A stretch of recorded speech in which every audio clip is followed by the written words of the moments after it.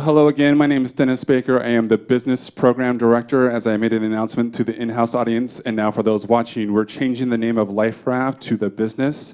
This is as of moments ago, in the sense of we've changed some stuff on the website. You're the first people to hear about it, so spread the word. It's something we're excited about to introduce in 2015 for being our 30th year. So that's pretty exciting. We have some other things, so keep your ears out for those. A couple of things for those on the live stream. We are social media conscious, so follow us on Twitter, Facebook, also the YouTube channel. If you guys are not subscribed to the YouTube channel, you're missing tons of free educational information. Not only do you watch live streams, 4.5 years of business-related panels, discussions, a lot of our 2-hour career Q&As go up there with like Morgan Freeman, all those big types of actors. So those are great information and great inspirational videos to watch. I'm excited for this evening. Our panel is amazing. We got it pulled together very last minute, and they were gracious to come out. But I get to introduce our moderator, Lindsey Weissmueller. She's amazing. She's a panelist, first time now moderator. She's amazing. She's lovely. And let's give her a hand.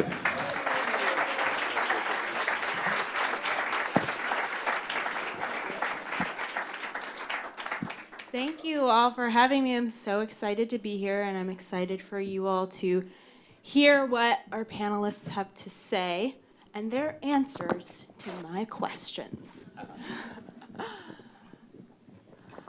So thank you all for being here. I am thrilled to have the opportunity to question you all. I respect all of your careers, and thanks for allowing me to do this. I want to just ask you each to briefly introduce yourselves to our audience. Maybe say a little something professional, a little something personal. I'll start with you, Kerry. Okay, great. I'm Carrie Barden. I have been casting for a little over 20 years and have loved every day of it since I started. And I have an office in New York and an office here. We do a lot of film, a lot of independents, a lot of studios. We're doing a couple of TV shows right now, one in New York for Netflix and Marvel, and one here for Amazon. And I have a theater degree from the University of Georgia and acted for about 10 years before I started casting. And what led me to casting was that road. And it's something that I realized once I started, it was everything I ever learned about acting and theater that led me to casting, and I love it. So, and I love actors because I know what you go through. So that's me.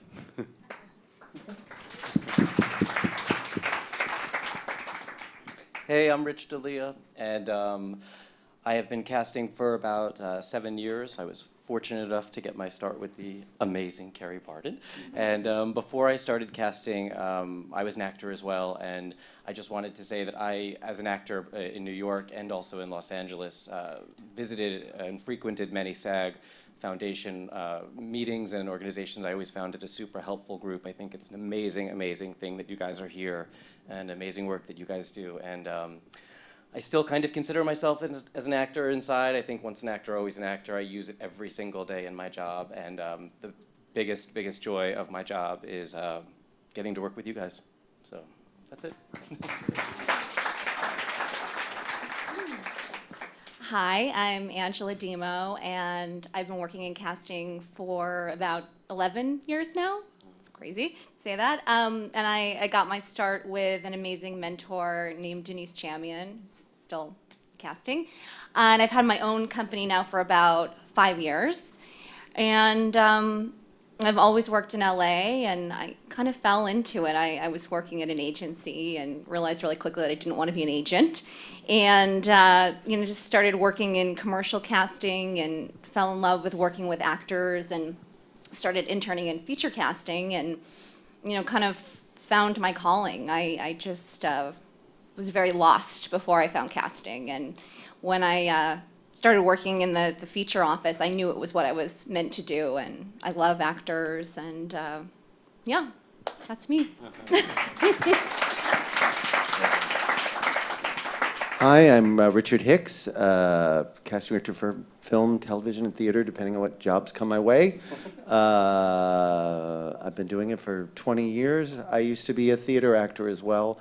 And then I was a reader at auditions, and then I started as somebody's assistant in New York, and then various things happened, and started with Ronnie Yeskel, who was a casting director of Pulp Fiction and stuff. And what? And also, in addition to being casting director, I am the president of the Casting Society of America, which is our professional organization, and we're having our Artios Awards next week. So that's what I have to say. Hi, I'm Howard Meltzer, and I am a casting director. I have never been an actor. I couldn't do what all of you do all the time. I was a theater major. I have my degree. I went to Queens College in New York, part of CUNY. My degree is in drama theater. I wanted to work in production, and I stumbled into my first job working in a casting office, Stewart Howard Associates in New York. Did a lot of theater, started in commercials also. I moved to Los Angeles, it's going to be 12 years ago, and I cast for television and for film.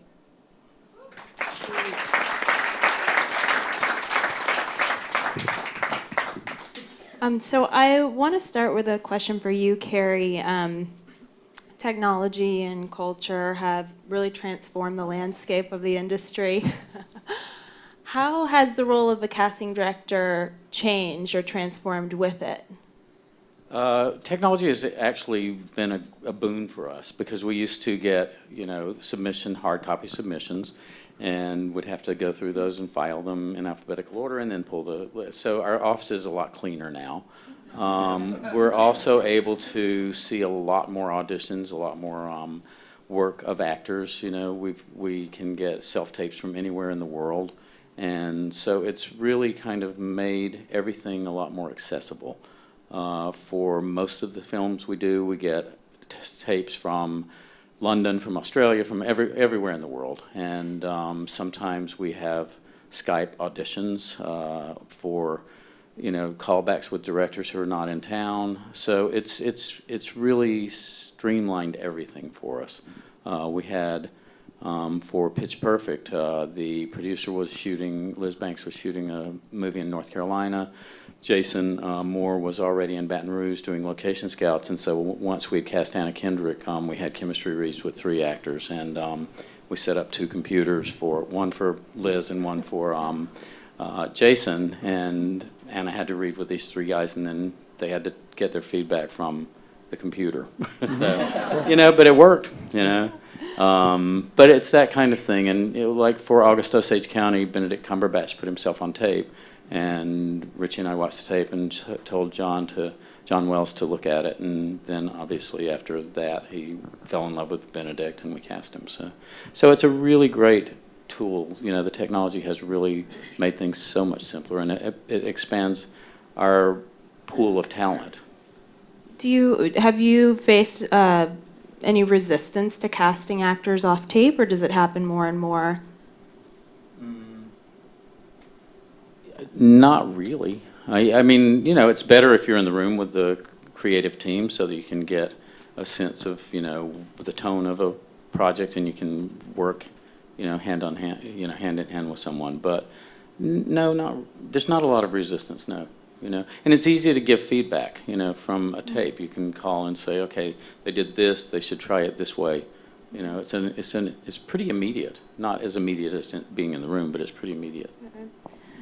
Richard Hicks, would you say it's harder than ever or easier than ever for a new actor trying to break into the industry? Are there unique opportunities that never existed before, or the unique challenges that didn't exist before? Related to technology, I think one way in which it is definitely easier nowadays is anybody with a flip phone can tape themselves doing something.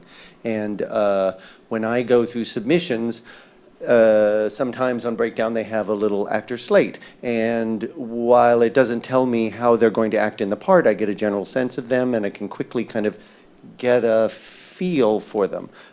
So I would say it's made it, how would I say, like there are no excuses anymore. Anybody can put themselves on tape and have something to show. Don't be afraid, do it with your friends, make it, and use it as you need, but like it's there, it's a resource that's available to you. Do you all, if anybody has any answer to this, do you all find yourselves or your teams being open to finding actors from, let's say YouTube or different unconventional venues that you maybe hadn't in the past?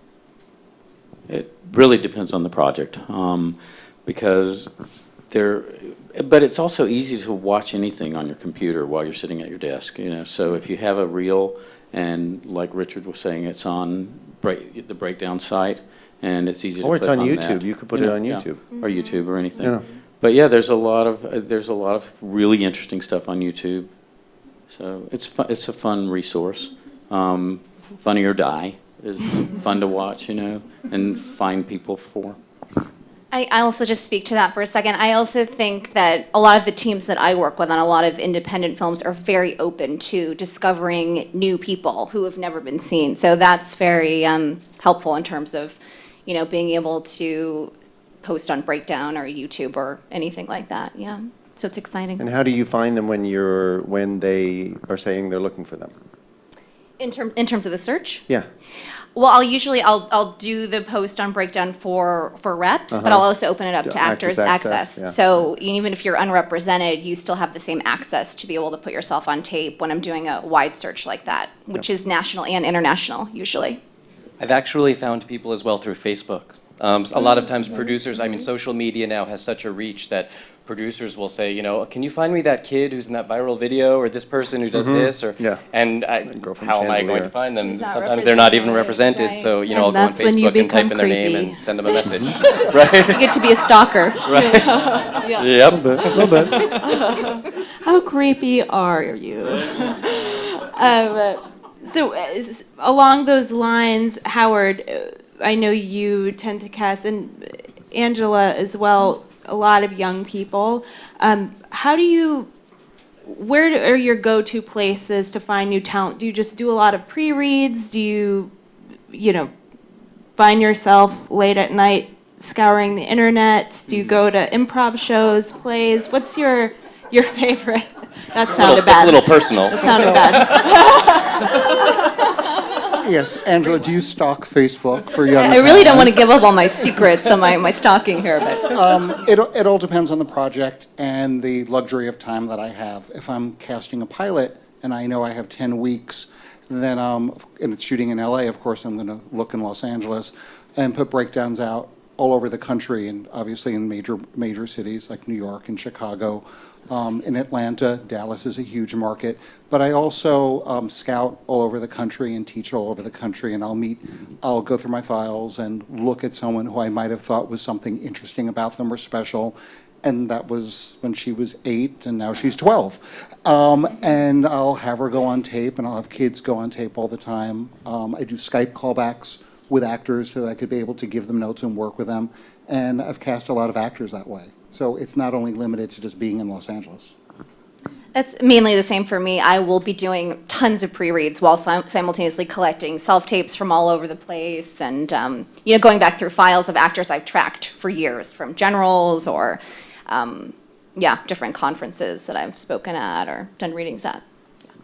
Now this is a job, not a job. This is a question for any of you to jump in. When does your job feel the most like it's a job, and when does your job feel fun? The job feels like a job when you're still looking at submissions at 2:20 a.m. And the thing that technology, the world has changed from when I first got to Los Angeles, when I got paper submissions, and that was only like 10 or 12 years ago, to being able to look at submissions on Breakdown at any time of the day or night. And it frees you up because you can leave your office. You're not stuck there because you have to go through the submissions, but it also takes over your life because you always can be doing it. Then it does feel like work. The best part of my job, because I do a lot of projects that have kids and young adults, is when I give someone their first job, and they are so excited. And they are so excited about reading a script and being able to work on a television show or do a film. That's like the best part. And they look at me like Christmas. Like, I will see them a year and a half later, and they just light up. So that's great. To me, my favorite part is, as well, giving people jobs is an amazing, amazing part of it, I think. But when a film, which is increasingly rare, but sometimes when a film is, when you don't have to worry about financing considerations for any of the roles, and you can really just cast the best people in every single role, that's really fun, because as everyone knows, sometimes that's not the case. Sometimes there are other considerations that come into play, but when you do get an opportunity to do that, it's really, it's very, for me personally, exciting.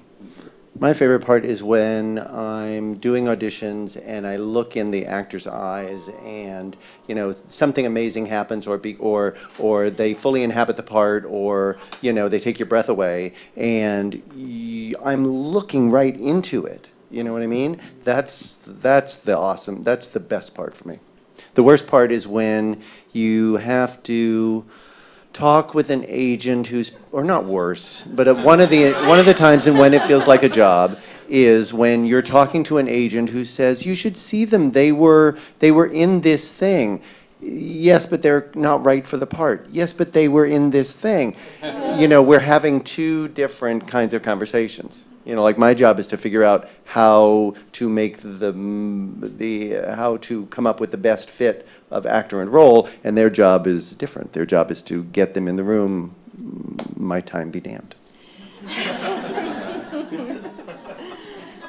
So I want to go back to what you touched on for a second, Rich.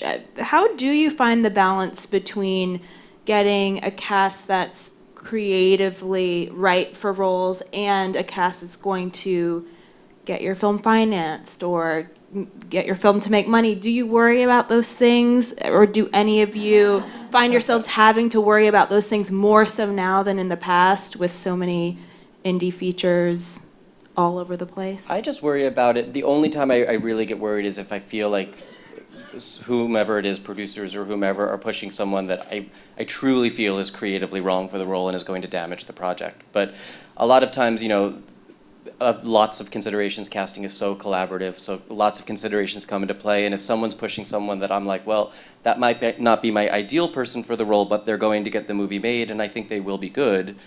You know, it's kind of a push-pull, and then you're like, okay, that's what happens, and I'll still find one role that I can find that special person for. But you just hope that it's never going to damage the project. So that's when it becomes scary.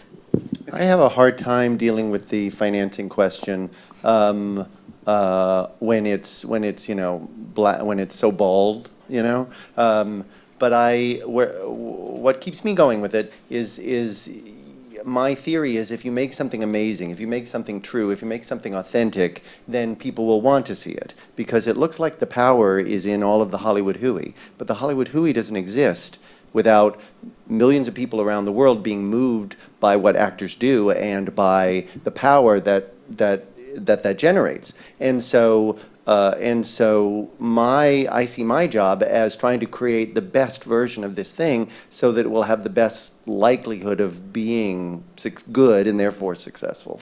And, you know, you can't control everything, but you fight the fight.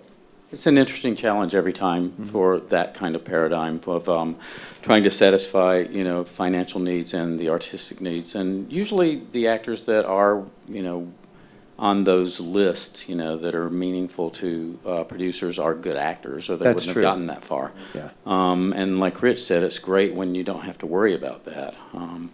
And then you can just create a world. When we did Winter's Bone, we had no... we didn't have any mandate about, you know, finding, you know, the person that's going to finance this movie. We just got to cast the best movie we could cast, and it worked. You know? And it turned Jennifer into a big star. So that's exciting. You know, back to, you know, what's fun about our job. But it's been the whole, you know, getting a star for a movie ever since I've been doing it has been part of the equation. And it's always a challenge, you know. So I want to ask each of you to brag a little bit about yourselves for a moment. We all know actors have to all the time, so I'm going to give you the opportunity to. What do you feel about yourself makes you good at your job? what quality do you have that is a tool for you? I found out that I have, being a shut-in as a child and watching way too much television gave me a memory of insignificant facts, which I thought were insignificant. And that came really helpful when I was casting theater and casting television. So I shared a little bit just now, and I am proud of that I remember, like, I will remember people's credits. I could picture their resume in my head. So that's great. It is. Very helpful. Your turn, Richard. What's the question? What, in what way am I? Why are you so great? What makes you good at your job?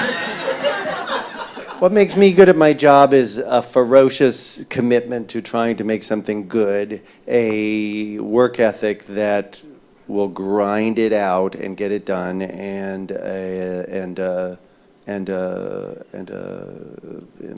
intelligence that allows me to see things clearly. How about that? I only asked for one, but that's okay.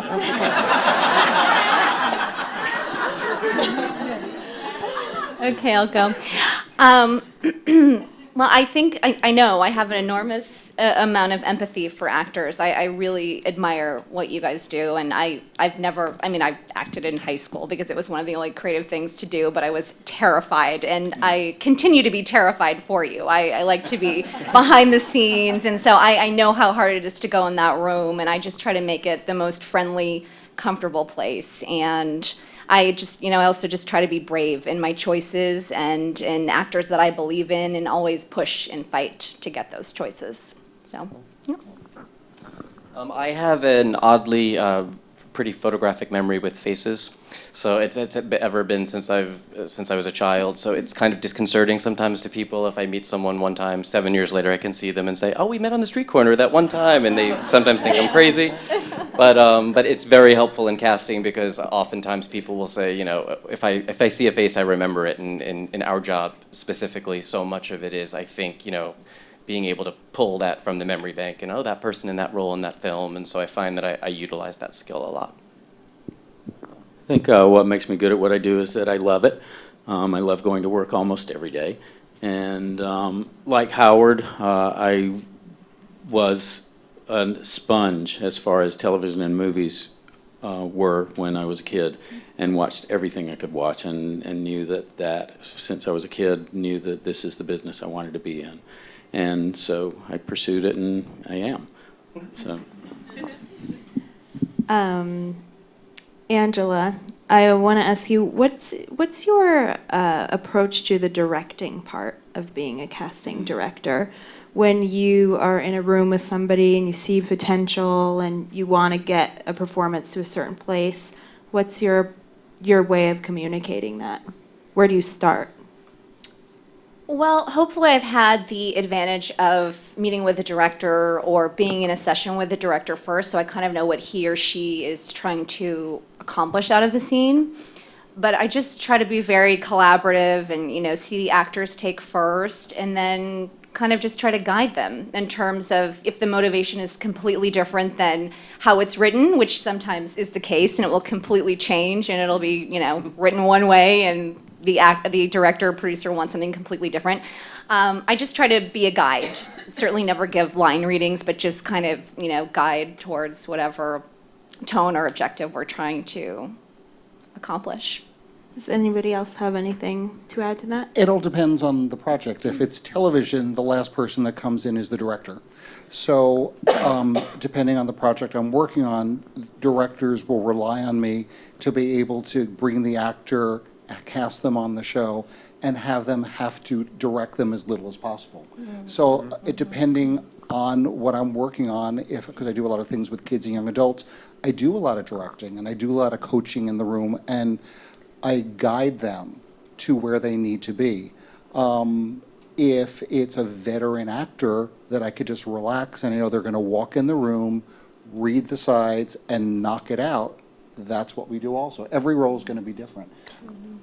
I get very actor classy in what I do. I mean, like I look at I see what I like you. I listen to their first take because what they want to say is what you need to hear, and and you get a lot of information from it. And I ask the scenes that are in the I ask the questions that are in the scene and try and get underneath the skin and get underneath the kind of actor wanting a job to something that's deeper, which is where good work is, which is the character's objective and the character's relationship to what's going on. And I try and ask a question, think about, like, what does it mean to say to your father, I was never the daughter you wanted me to be, is what I've been saying recently in some audition. And, and when the actor just sits with that and thinks creatively, then their next take is usually more creative, if they're capable of it. And also sometimes I'll have actors that'll pre-read for me, do something wonderful, and maybe they've forgotten what they've did in the room before. So my job is to be their memory. And if We know you're good at that. There you go. Right. And if I'm in a room and I have my director in there, I can't step on the director's toes. But sometimes I'll ask them, like, remember what you did when you came in the first time? To be able to go, oh. Or they'll say, no, I have no idea what I did. And then I'll remind them. Whatever it was got you back in the room, though. We have to do exactly what you have to do. We have to break down the script. We have to find the beats. We have to find the relationships. And, sometimes if you only get the sides and you're not aware that you're the third child in a broken home, then, that's something that we can give you as part of the information from having read the whole script and talked to the creative team, the producers, the directors, the writers, whatever. But it is the same thing. We have to do the same thing you have to do, and we also have to do what a director would do, which is guide you through each beat of every scene that you're looking at. So it's a lot of fun, and it's also, getting into human nature and psyche and relationships and everything that's interesting about storytelling and about human beings. So I want to do a little exercise. I want you to close your eyes for just a moment. I'm not going to do anything to you. I just want you to think about the last time that you were in an audition session and for really any size role, and there was an actor that you hadn't seen before, somebody new to you or, you hadn't seen before. That's self-explanatory. And they really impressed you. I want you to recall what it was that is memorable to you about that specific audition. And I will start with you, Rich. Well, not the last one that happened, but certainly the strongest one that immediately came to mind was when we read Jessica Chastain for The Help. I didn't know who she was, and one of the people who we'd been working with had heard about her and had said, "Oh, you should see her." And we're like, "Yeah, okay, well, we'll set her up." And she came in, and myself and Kerry and two of the producers, one of the actors in the film, were sitting there, and she left the audition, and by the time she left, we were all in tears. And it was just really, to me, it was the best audition I've ever seen, and I think it was just because she's so fully committed to the character and really embraced kind of, for anyone who's seen the film, that character is a very sensitive character, and she really embraced kind of the little girl aspect of it, and you watched this grown woman kind of become a little girl in front of your eyes, and it was mesmerizing. Carrie? Rich stole my story. No, I'm kidding. Actually, I'm kidding. The only one. We did the pilot for an Amazon project called Hand of God, and there's an actress named Alana Tall that we cast in the film, and I had not met her before. And she came in, and everything she did blew me away. She went from, tough and self-confident to vulnerable and crying. And, I mean, 3 different scenes, and I was blown away by her. And it's interesting when you see something like that, because then it sets the bar for everybody else that comes in. And it's fun to watch somebody working in that intense situation. And it's hard to do too. I mean, we had one day where we were just doing this rape scene, and we had like 6 girls in a row come in and do this rape scene, and it's like, I can't take another one, because it's exhausting for me to have to watch and direct, for them to get to a place where, you once they've gotten to that place and then say, okay, now do that again and try this with this line. It's like, I hate to put somebody through that, but it's part of the job, and but that, to answer your question, Alana is the person that did that for me. And then we ended up casting her in a musical that just finished shooting, which is, she's playing a kind of ingenue backstage musical thing, which is entirely different than what she did in Hand of God. So. For me, it would be a young actor that no one really knows yet, named R.J. Cycler, who is about to come out in a movie that I cast at Sundance called Me and Earl and the Dying Girl. And this was a very specific role that had specific speaking style, specific physical attributes. It was a role for a young African-American boy to play high school.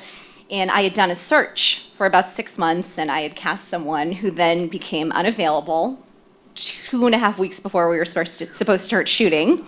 So in panic mode, I opened the search again and started collecting self-tapes and, would have sessions all day, every day from 9 to 9. And I remember I was on like my 10th day of doing this and just, so disheartened, and I wasn't finding the right person, and the director had already gone on location and he was panicking, and I didn't know what we were gonna do, and RJ came in and he was this character and just, did such a fantastic job and exceeded all of my expectations. And, the first actor we had was wonderful, but I truly believe that everything happens the way it's supposed to, and that this role was made for him, and he brought tears to my eyes, and I just am so excited for what's about to happen for him once the film comes out, so. Another one. Okay, sure. I was casting a play in New York, adult entertainment, and the playwright Elaine May she's legendary and very, very intimidating to work with just because of who she is. We had cast all the leads, we were doing understudy auditions, and at a certain point you become numb to hearing the sides, and they're not going to change. I'm like, this is what it is. And I was doing this understudy audition, and I brought this actress in who I'd seen in a play before, and she was remarkable. And Elaine looked at me and she goes, who wrote that? And she meant it, because she said, she goes, it sounded like the words were coming out of her mouth.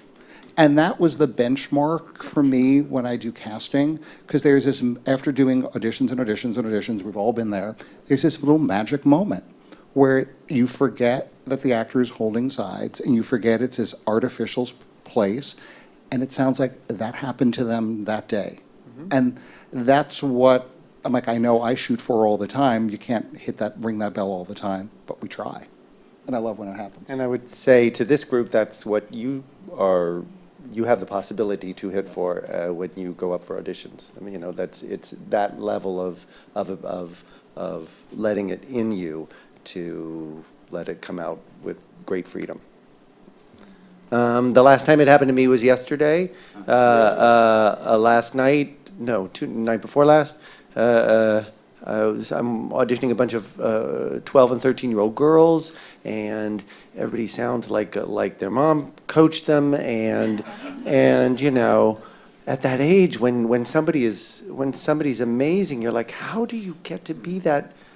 It's trippy, because like when they're good, it's like they are all of a sudden beautiful and wise and funny and all of it in them as opposed to anything else. That's the last time it happened to me. I kind of want to ask another question to all of you, or feel free to answer when it comes to you. But who are your two favorite actors at the moment that my mother doesn't know of? Oscar Isaac is one. I'll do Oscar Isaac. She doesn't know him. Oscar. Who else? I love this actor, Andre Holland, who's on yeah. The Nick, That's and good. he's also in Selma. Yep. And I also love an actress named Julia Garner. Yes, good. Yeah, That's good. those are two Yeah. of my faves of the. Johnny Weston, who we've cast a couple of times, is Okay. one of my favorite new actors that not many people know, unless you saw that surfing movie with Jerry Butler. And there's so many good actors. I can't. I always get stuck on those Yeah. questions. I'll hold it again. I love Kim Dickens so much, who, I mean, we probably know, but my mom definitely does not know. She was just in Gone Girl. She played the cop. She's incredible. And a young actress who's going to be coming out in a couple things this year named Micah Monroe, who's amazing, amazing, and just a beautiful spirit as well as a beautiful actress. That's good. I'm You good. got any, you good? Yeah, I'm good. Uh-huh. You covered it. We got him. Awesome. Let's see. I will throw this one to you, Richard, Hicks, and if anyone wants to jump in, great. How important is diversity to you in your process? If the script doesn't already dictate it to you, have you ever found yourself needing to prioritize diversity over everything else? Is that a good thing? Is that a bad thing? Prioritize diversity over everything else? Well, I don't know. I'm looking for a character right now for this pilot, for which they want an actor of diversity, and so I'm happy to comply with that. I mean, I think we're in a unique position in that we can champion the next step in the evolution of our ability to see art reflect life, and so it's incumbent upon all of us to always push the envelope to make sure you include people. We're kind of in a great time in, like a movie about a TV show about a transgendered father, just won a Golden Globe. It's happening, and it needs to continue to happen. But I'm excited that we're in a time where we know, and like Orange is the New Black is a popular show with unfamous, not white people, and I think we're living in an exciting time for it. I echo everything that Richard's saying. It all depends. Our job as casting directors are to be part of the storytelling process. So I will read a script and I will ask the writer. When I was casting Lonely Boy, I asked Alev Aiden, where does this take place? Because it wasn't in the script, it wasn't a location-specific place, and he grew up in New York on Long Island, and it took place in 2013. I'm from New York. I know what New York looks like. If I was going to cast New York, you have to have diversity. It all depends. I'm going to probably speak out of both sides of my mouth, because sometimes there is a mandate. They'll say, but I hope that when someone's saying it, it's because it's helping tell the story, not just to pander or to do what's politically correct. Not that it's wrong to do what's politically correct. But we'll watch things, I'll watch things, and I'll be like, what world did that take place in? Because it doesn't make any sense to me.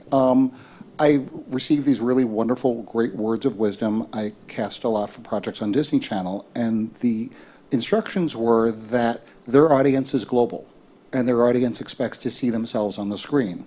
And I'm like, well, that makes sense. And that's easy. Right along with that, Howard, because you do cast a lot of kids. Is there anything that is unique about casting children that you love? We were talking about this before. Thank you for leading me into that. There's this wonderful discovery I made, not a discovery of an actor, but what I realized with kids and teens, they lack inhibitions. And they don't think before it just seems like they will just read it. And if there's a natural acting talent, hopefully it'll come right through. They're not overthinking. They have not gotten to the point that they have to pay bills. Hopefully. And there's that magic that I see start disappearing. When I see kids right out of college, there is this magic that anything can happen. They can't wait to read the script. And this is great. And then all of a sudden they start looking at their friends who all of a sudden might have gotten this major role and are booked a pilot, and they start feeling competitive and they start feeling like it's work. So if you can just remember how wonderful it was when you decided you wanted to be an actor, it's like how swimmers are when they smell chlorine, they just want to jump in the water. I see it if I do a project and it's a dance audition. Dancers just want to dance, and they want to learn the routine, and they're not trying to get the job because don't try to get the job. That's that magic that I see with so many kids. They just are so happy to be in LA and having a script to read. And I would say trying to get the job is not the character's objective. So when you go in there trying to get the job, you're not living in the life of the character. So I want to go into some of the films that you each are nominated for Artios Awards for, and I'll start with you, Angela. I want to ask you about The Spectacular Now. For those of you who haven't seen this great movie, it's sort of an edgy twist on the popular guy becomes smitten with the outsider girl drama set in high school. The lead, Miles Teller, is a well-liked guy with a real drinking problem. These characters are so nuanced. They're just real. They're not boxy. Do you find it easier to recognize the truth and sincerity in a performance, let's say in an audition for roles like this, when you can recognize bits and pieces of the character from your own life? The film's full of characters that we all sort of know. Do you find it easier to audition roles like this and recognize right away if the authenticity in a performance?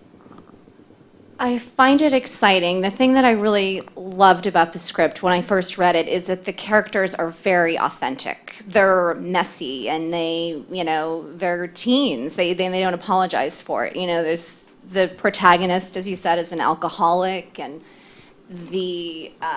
his love interest in it is, kind of an outcast outsider who has no friends. And the freedom I felt in casting the movie, which actually, truth be told, I cast 3 times with 2 different directors for 3 years, which finally got made, which I'm so happy about, is that, both directors, and James Ponsol, too, who ended up directing it, it was so important to him that those characters were played by actors who were very authentic. And I think that Shailene and Miles did such a wonderful job in that. And the freedom that I felt we had, based on the support of James and the producer Tom Mcconaughey, to cast even the supporting roles like Marcus with Dayo Okini. He wasn't written as African American, but it didn't matter. It was just they were very open to real, authentic actors who were right for the role and who were best. I don't know if I really answered your question. I'm sorry, I went on kind of a tangent, but No, I think so. okay. Yeah. Richard Hicks, you cast a great film called Camp X-Ray. This movie is about a young female guard at Guantanamo Bay, played by Kristen Stewart, and she connects with one of the longtime detainees, played by Payman Moadi. There's an unlikely friendship that develops between 2 people on different sides of the same war. Mm-hmm. This film got a lot of attention for the chemistry between the 2 actors. Yeah. Cool. And I was wondering, can you tell us how you landed on these 2 for the roles? Did the process include chemistry tests, or did the filmmakers trust that would materialize? Kristen Stewart came attached to it, which I think helped things a lot. And then it was about finding the detainee. And I'd seen Payman Moadi in this Iranian movie, A Separation, that was nominated for an Oscar. And I met him on Zero Dark 30, and he had such actors who are not American or who for whom English is not their first language, thinking and acting in America in English is yet another hurdle for them to get over. And he had an amazing ability to think, act, feel, in English. All they did, I think his work in A Separation spoke for itself in terms of quality, and then all they did was talk on a Skype call before they decided to move forward. But they really work, I think, because Kristen Stewart's so still and quiet, and he's very a bit of a dork, kind of a intellectual. He kind of loves to chat and stuff like that. And so the kind of difference between the 2 really made for an interesting movie. And I'm sure there were long conversations about breaking down their, natural attributes and trying to figure out how it would fit together. No. I think they kind of were drawn to each other. Like, he liked her stillness, and she liked his volubility. They complement each other. Indeed. Carrie Barden and Delia. I'm going to ask you about Short Term 12, which is such a good movie, one of my favorite last year. It's about a young supervisor in a group home for troubled teens, played by Brie Larson. You must be so proud of this movie, the authenticity of the characters and the cast that fills those roles. When you, the movie didn't seem like there was stunt casting. It felt like every role was just, every actor was so creatively right for their role, and the success of the film really depended on great filmmaking and performances and story. Do you remember anything about your first meeting with the writer-director, Destin Daniel Cretton, what his vision was and those first discussions and his approach to casting? We'd gotten the script and had been able to watch his short film, and then at the meeting, Rich was the person, he helmed that movie, so he had more of the creative conversations with the team, so I'll let him answer that. Well, he really destined from, I mean, that's his story. I mean, he expanded obviously his life, but he worked in a home like that in Hawaii where he's from. And he really, really wanted a sense of authenticity because I think without it, the whole story wouldn't have really worked. And so a lot of those kids, it was a difficult film to cast because a lot of those kids, it was their first film ever. Some of them weren't even really actors per se, but they had gone through emotional things in their own lives that made them right for the roles, and they were able to, Destin was able to create such a safe environment for them to come in and to really express themselves that I think that a lot of the authenticity that you see on film is credited to him as a director, and especially to the actors and their performances, because a lot of them were kind of expressing themselves in an artistic way, exercising their own demons. I also think that Brie Larson and John Gallagher Jr. really set the tone. They are such actors, and they really also created such a safe space for the kids.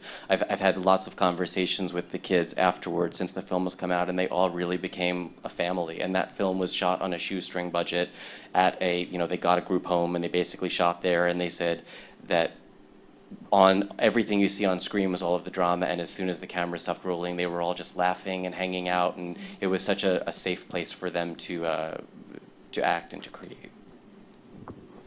Howard Meltzer, you cast a film called Lonely Boy. This movie features a Los Angeles man with schizophrenia navigating relationships while he is off his meds. The main character is played by the writer, Alev Aiden. It's sort of a lighthearted approach to, what would be considered as a heavy subject matter. And at times, it's difficult to tell if we're seeing the film through the character's perspective or just as an, unbiased outsider. Did that affect the audition process at all for you? Did the director communicate to you that he would be doing that? Did that ever come into the audition process, kind of the tilted perspectives of how the characters are seen? Yeah, almost every time an actor came into audition, they had lots of questions about the script, which is great. And I want that to resonate with the room. When I first read the script, Troy Daniel Smith, who works for me, and I actually met him at SAG. He was my intern first. I met him as an actor, and Troy has grown from being an actor, being an intern, being my assistant, and then I get to work for him as a producer because Troy produced it. He had asked me to cast this film with a guy they met in acting class, Alev, called Lonely Boy, and I said I would do anything for Troy. And basically, I said yes, but I hadn't read the script because I knew I was going to do it anyway. And I was waiting for them to get financing, and then I would read the script. So I was carrying it around for about 8 months. It went everywhere with me. And then finally, as it got, Kerry, you're smiling. Has that ever happened to you? So they have financing. They are going to do it. I read the script one morning before I was going to go into the office, and I was absolutely overwhelmed by the strength of the dialogue and the incredible storytelling ability of Alev. And then I texted Troy and said, I love it, I'm going to read it again. And the thing, when I sat down with Alev and I sat down with Dale, the director, I had tons of questions. And I wanted to know, is the character Frankie, are these people real, or is he imagining it? All that came through in the process of the actors auditioning. And the actors that came in who were intelligent, who respected the process, asked those questions, and Alev would say, what do you think? And all of a sudden it changed from being an audition to being something that became engaging. And I felt that Alev was engaged by the actors. The actors were more relaxed. And then when they took a note and read it, it just made so much more sense. So yeah, it was just amazing. It was absolutely one of the most fulfilling things I've ever gotten to work on. Wow, that's great. So I'm going to move to you, Kerry and Rich, again for a film called Dallas Buyers Club. It's a little movie. Dallas Buyers Club was probably the longest I've ever worked on a movie, and with more than one director like you. I got the Dallas Buyers Club script from Mark Forster right after we had done Monsters Ball, and it was going to be his next movie. And it was set up at Universal with Brad Pitt and a big budget of around $40 million, and we worked on it for about a year then, and then it didn't happen. And then, about 4 years ago now, Robbie Brenner at Relativity sent it to us. We'd just done Machine Gun Preacher with her, and they were going to do it for a much less budget, and she said, what do you think of Matthew McConaughey? You know, she was getting a lot of, feedback about, whether he could act or not. And I said, he's great for this because he's authentically Texan, and, he did it in Dazed and Confused, and so it's a great idea. And it will be a game changer for Matthew because it's not what he's known for. That was about a 3-year process. And we, because it's a hard film to get financed, obviously. And so we went, and Matthew stayed with it for that whole 3-year period. We got this, a new director, Jean-Marc, and he did a great job. We went out to a few people for Jared's role because the real person that Jared plays is Hispanic, so we went to several Hispanic actors first who didn't do it, and then Jared put himself. He did a hair and makeup shoot and sent it to us, and it was. I mean, he's beautiful. He's stunningly beautiful as a man and stunningly beautiful as a woman. And he hadn't acted for a while, and I've known Jared forever. I've cast him 3 or 4 times, and he's just one of those brave actors. He gave a really great audition years ago for American Psycho, and we ended up casting Christian after a long process on that film, and a couple of directors, but Mary ended up directing it finally too.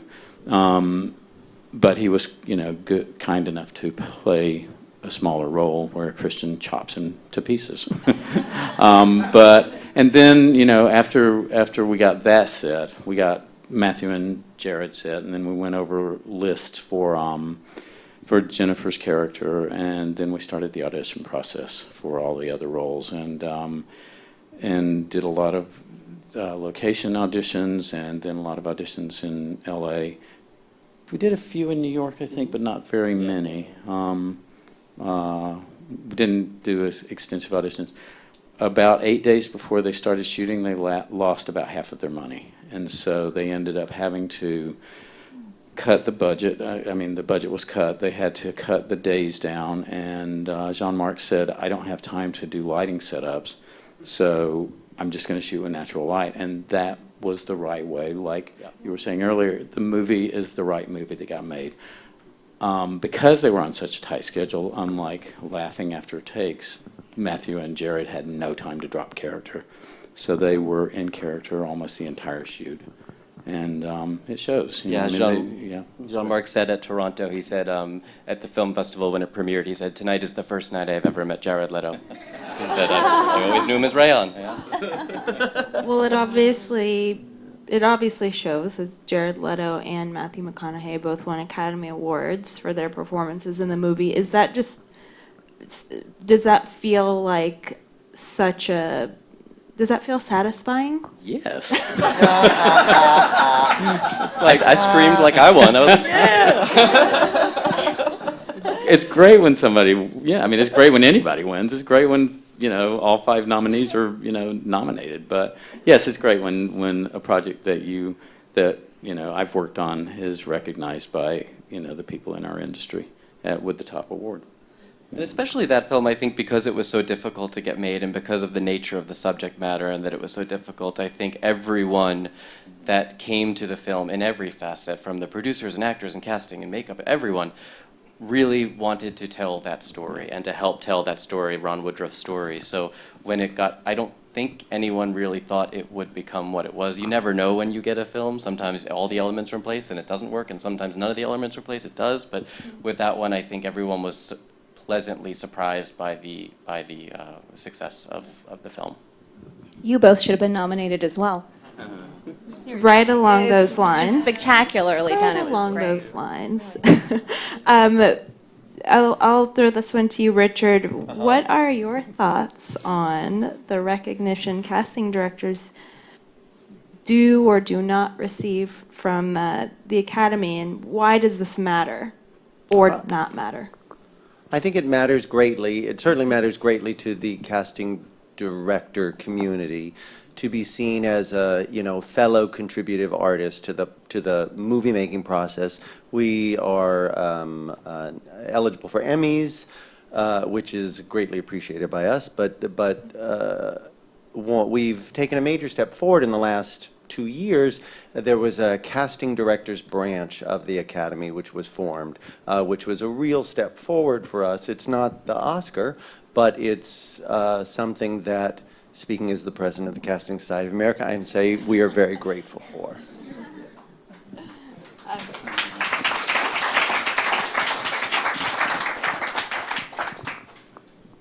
So I just kind of want to ask a question to all of you. What is the film this year or ever, if you would rather, that you wish you would have cast? Selma. Whiplash. Short-term 12. See, I don't want to say anything that I would have cast because I feel that it'll take away from the casting director that already did outstanding work. Oh, well, I don't have that problem. I don't think it takes away. I'm jealous It's a of compliment. that beautiful work. Why I think say it's Whiplash is amazing. because it's the kind of cast I am pleased by, because Yeah. it's such a beautiful performance by Miles and by J.K. And I've known J.K. forever, and I've cast Miles. I would have never thought of J.K. for that role until I saw him do it. Awesome. Yeah. Yeah, that's cool. That kind of vision in casting to me is really great. It's really special. I was blown away by Gone Girl. I can't believe Carrie Coon, I spoke to her agent, and he said that was her first film. It's like, what? I mean, she's incredible, and the whole cast I thought was just unbelievable. Are there actors? I mean, I assume there are actors that you bring in over and over again, and they're not booking a role, but they get close every time. Is there anything that you would like to say to those actors who just think you really like to see them all the time? Well, there are actors that we love, and there are always going to be actors that we become personal fans of. And there are also actors that we know no matter what we're casting, they will come into the room and do something interesting and maybe jump off the page, maybe not, but it'll make us look like we're smart and know what we're doing. But yeah, you become cheerleaders for people, and then when they finally do get a role, you feel so happy. The great thing about auditions, too, is because we all work, which is great, the audition that I do for one film might not be the job you get, but it'll get you the next job. We were doing a search for a remake of Intouchable that the Weinsteins were going to do, and we were looking for the lead guy, and that's where I first met Chad Boseman. And when we did James Brown, it's like, I know who James Brown is, but he's in New York right now doing a workshop, so you're gonna have to wait, but we'll see everybody else in the world too, which we did. And there are actors that, I think when I saw Heavenly Creatures and Kate Winslet and Melanie Linsky were so incredible, and I probably had Melanie in for almost everything for about 5 years before she actually booked something, and then 4 movies in a row we booked her. So you always, no matter what you're doing in the audition room, if you're doing something interesting, you'll get in again, and eventually you'll book something. Do any of you have any words of encouragement for actors who love what they do, they prepare for their auditions, they're in classes, they're doing all the typical right things that you might have tried to answer this question with? Is there anything practical, any practical words of wisdom that you have for actors who are trying to get their first few jobs? I know that it's so hard mixing art and commerce. You want to book the job because you want to get the credit and the everything, all that comes along with it. But tagging along with what Richard said before, I think sometimes it pains me. I see actors coming in, and I used to do this when I was an actor. You come in and you want to book the job so badly that it's stifling you. And I love when actors come in and rather than trying to book the job, they just come in and show whoever is in the room their perception of who that character is. Because I think when you show someone who your perception of that character is, you have a chance to teach the casting director or the director something about the character that they didn't even know. And that's a very, very, very exciting thing when that happens. And I find that directors really want to work with those people. Anyone else? If you are doing your best work in an audition, you're going to leave satisfied as opposed to leaving feeling like you're frustrated or. The coulda, woulda, shoulda is what will kill you. Walking out of that room going, I could have done that, I should have done that, I would have done this. It's like, get it out in the room and then walk away and it's over. And if you ever hear again, cool, and if then not. leave it behind. Yeah, if you ever hear again, cool, and if Yeah. not, for the 5 minutes you were that character, you did exactly what you wanted to do with it. There was an actor, and we had like 4 or 5 callbacks for a role that didn't seem like you would ever need to do 4 or 5 callbacks. And I thanked the actor for coming in again, and he said, oh my gosh, thank you. He said, you gave me the chance to act for 5 to 8 minutes today. And he meant it. And I'm like, oh my gosh, that's great. So he didn't think of it as an audition. He got a chance to play a role. Yeah. And he works all the time. Yeah. And that's one of the reasons why I believe he works. Just create the space in your life where you can, a little bit like what we're talking about, the process of auditioning is hard because you have to completely invest and then you have to completely let it go. And if you don't completely invest, you're probably not going to get the job.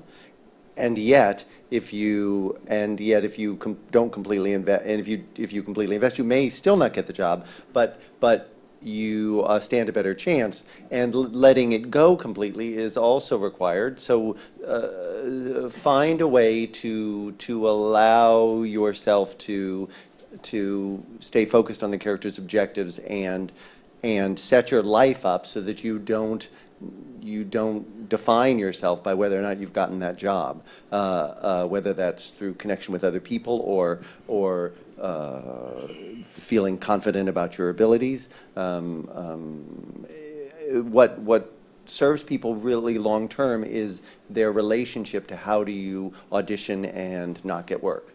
And if you find the way to deal with auditioning and not getting work in a healthful way, you're miles ahead of a lot of people. I think that's a really great answer, and I'll sort of wrap it up by asking you all what you do to find balance in your life. You're so busy. What do you do for fun to find balance in your life between work and pleasure? That's so sad. We all just sat here like, No, do the we thing- find balance? No, the thing is, I find it really hard. You're all very busy and work really hard. I watch reality television. Real because we were talking about this when we were in the waiting room, because I shut my, or is. Was baiting that one. Yeah, well, Kerry we said HDTV.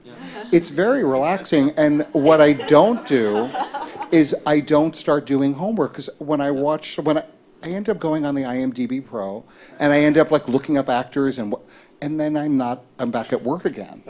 Like, I'll read GQ, I'll read things that have absolutely, well, it's hard if there are actors in it, but I try to do something totally not work-related. I leave the office at 6:45 almost every day now, and I get so much more done. Because I'm like, kind of stand up for having a life and going to walk the dog, and that makes my communication a lot more efficient, and so I find people listen to me in a way they didn't before, and stuff gets done. Yeah. That's what I know. Real Housewives of Beverly Hills. Nice. Ditto.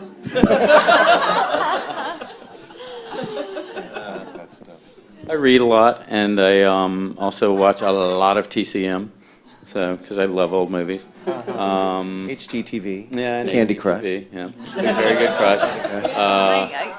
I still struggle to find balance, but I try to hike on the weekend and not look at my email, and I keep ordering books that I can never read because then I have to read another script for a meeting, but I have a whole stack of books I'm going to read. Yeah, that's the beauty of New York, is you can read on the subway. So I read a book a week in New York, but out here. Jealous. Well, thank you guys so much for being here. I know everyone appreciates it.